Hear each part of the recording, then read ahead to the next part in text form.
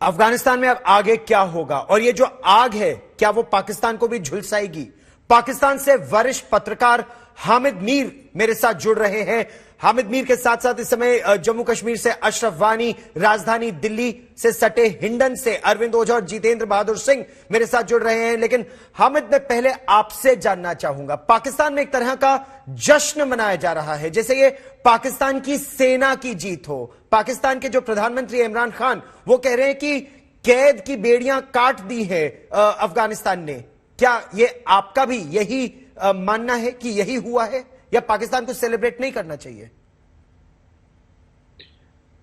देखें, पाकिस्तान में जनरली कोई सेलिब्रेशन नहीं है, लेकिन ये दुरुस्त है कि पाकिस्तान में कुछ ऐसे लोग हैं जिनका ये ख्याल है कि अफगान तालिबान जो हैं उन्होंने अमेरिका को अफगानिस्तान से भगा दिया है। 20 साल तक उन्होंने लड़ाई लड़ी और उसके बाद अमेरिका चला गया है। इमरान खान साहब के जिस स्टेटमेंट का आप हवाला दे रहे हैं तो उसमें उन्होंने ये कहा कि गुलामी की जंजीरें जो हैं वो उन्होंने काट दी हैं। तो ये कोई इमरान खान साहब का नया पॉइंट ऑफ व्यू नहीं है, ये उनका बहुत पुराना पॉइंट ऑफ व्यू है। लेकिन साथ ही साथ आप ये भी याद रखें कि अभी कुछ हफ्ते पहले जून 2021 में इमरान खान साहब ने वॉशिंगटन पोस्ट में लिखा था कि तालिबान को मिलिट्री पावर के जरिए काबुल पर कब्जा नहीं करना चाहिए। तो उनकी ऑफिशियल पॉलिसी यही है जी। अलबत्ता कल के जो दो मिनिस्टर्स हैं, डॉक्टर शीरीन मजारी और असद उमर, उनके ट्वीट से ये अंदाजा हुआ या ये शक गुजरता है कि बहुत से लोग बड़े खुश हैं कि तालिबान ने मिलिट्री पावर के जरिए कब्जा कर लिया। लेकिन जो पाकिस्तान का फॉरेन ऑफिस है, जो हमारे जो फॉरेन ऑफिस के स्पोक्स पर्सन है, उनका यही कहना है कि अफगान तालिबान जो है उनको चाहिए कि एक पॉलिटिकल सेटलमेंट की तरफ जाएं और तमाम जो स्टेक होल्डर्स हैं उनको साथ लेके चलें।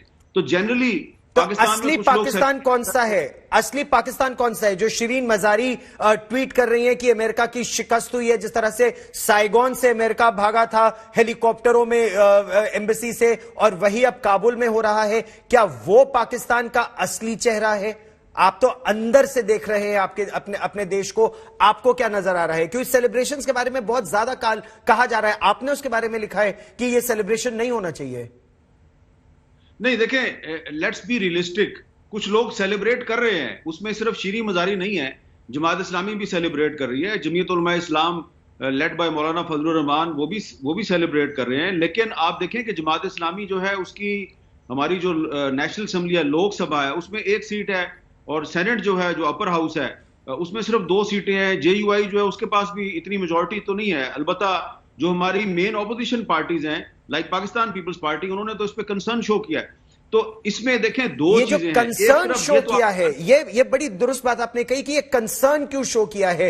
एक समय ऐसा भी था, आप भी रिपोर्टिंग उस पर कर चुके हैं, कि स्वात में तालिबान का एक तरह से कब्जा हो गया था। स्वात में लड़कियों को पीटा जा रहा था, कोड़े मारे जा रहे थे। एक समय यह आ गया था कि राजधानी इस्लामाबाद से 150 किलोमीटर दूर तालिबान रह गया था। तो क्या यह डर है कि यह आग अब पाकिस्तान को जला सकती है? देखें, जब स्वात में तालिबान ने कब्जा किया तो पाकिस्तान की फौज ने तालिबान के खिलाफ ऑपरेशन किया और उनको वहां से भगा दिया, और इसी तरह जो ट्राइबल एरिया है वहां से भी ऑपरेशन करके उनको भगाया। अब आप देखें कि तालिबान ने परसों काबुल पर कब्जा किया, और कल काबुल की जो पुल चरखी जेल है वहां से जो लोग रिलीज हुए हैं, जो वहां से जेल तोड़ के जिनको निकाला गया, उसमें ऐसे लोग भी हैं जो स्वात में दहशतगर्दी करते रहे हैं, स्वात में जो टेररिस्ट एक्टिविटीज हैं उसमें इन्वॉल्व रहे हैं।